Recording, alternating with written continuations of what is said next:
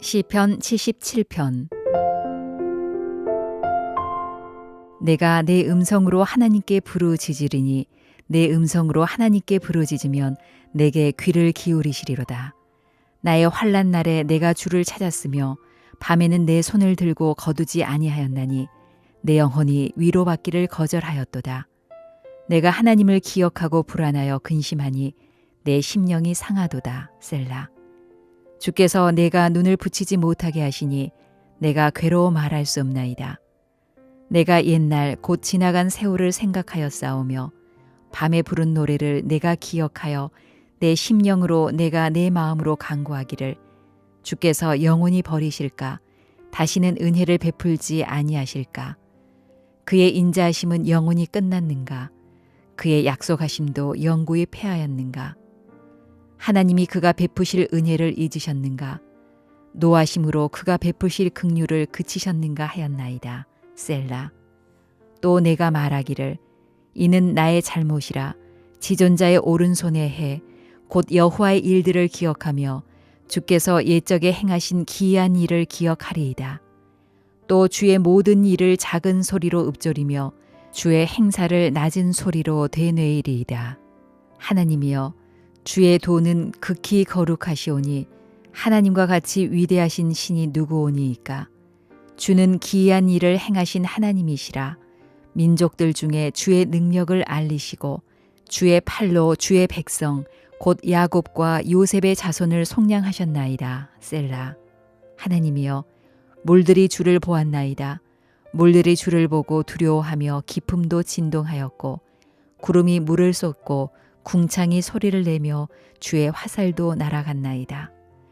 회오리 바람 중에 주의 우레소리가 있으며 번개가 세계를 비추며 땅이 흔들리고 움직였나이다. 주의 길이 바다에 있었고 주의 곧은 길이 큰 물에 있었으나 주의 발자취를 알 수 없었나이다.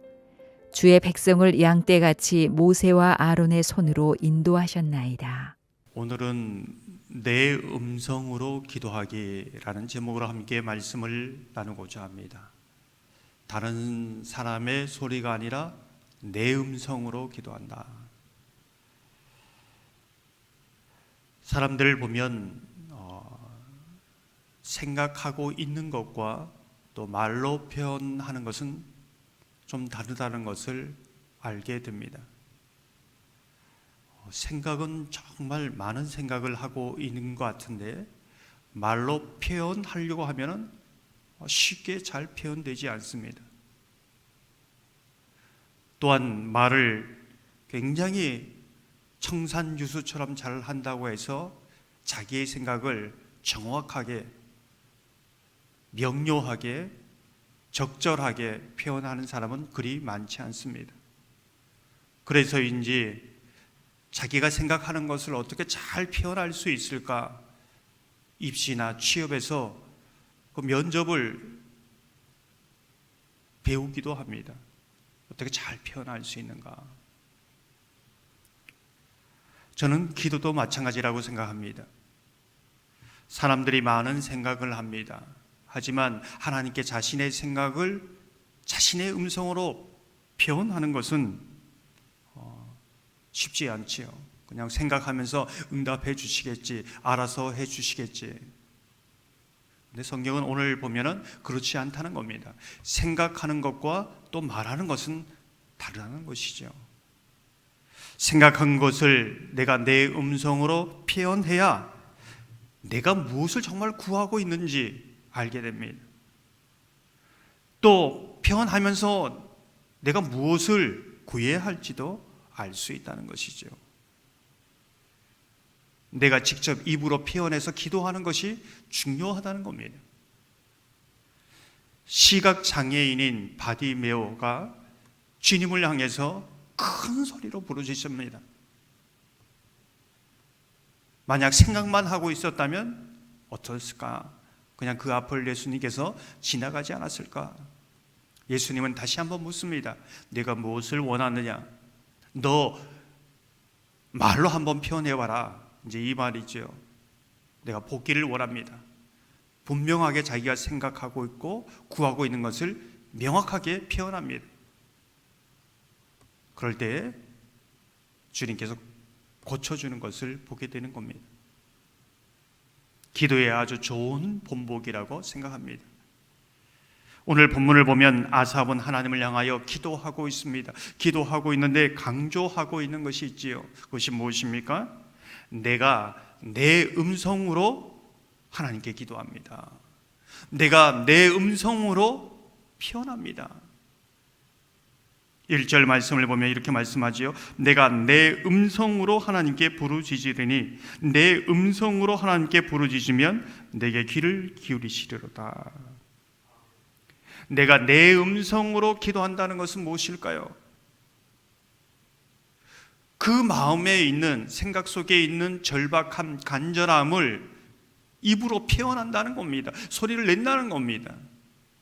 너무 힘들면 신음소리가 나지 않습니까? 근데 그것을 말로 표현하는 거죠. 소리를 내어야 그 기도가 정말로 진실된 기도이고 경건한 기도라는 것은 아닙니다. 소리를 내지 않으면 그러면 올바른 기도인가? 그것도 아니라는 겁니다. 다양합니다. 하나님을 향하여 우리의 마음의 중심이 정말로 어떠한가를 성경은 중요하게 여깁니다. 저는 개인적으로 기도 소리가 자신의 귀에 들릴 만큼 기도하면 좋겠다, 이런 생각을 합니다. 왜냐하면 자신이 정말 무엇으로 기도하고 있는지를 알 수 있습니다. 특별히 새벽이면 몽롱합니다. 그러면은 깨어 기도하기 위해서는 소리를 내어서 자신이 들을 수 있는 만큼 계속적으로 기도하고 하면 좋은 기도라고 생각합니다. 때로는 큰 소리로 부르짖어야 할 때가 있습니다. 그때는 금요 심야 기도회 때 나오셔가지고 또 개인적으로 기도할 때 큰 소리로 기도하는 것이 필요합니다. 어떤 기도가 정말 경건하고 훌륭한 기도가, 그런 기도가 없습니다. 때에 따라서는 하나님께서 다양한 편으로 나가는 거죠. 저와 여러분이 오늘 그 시인의 말처럼 내 음성으로 주께 부르짖고 표현하고 내 음성으로 내가 구할 것을 하나님께 구하는 그러한 은혜가 있기를 주님의 이름으로 축원합니다.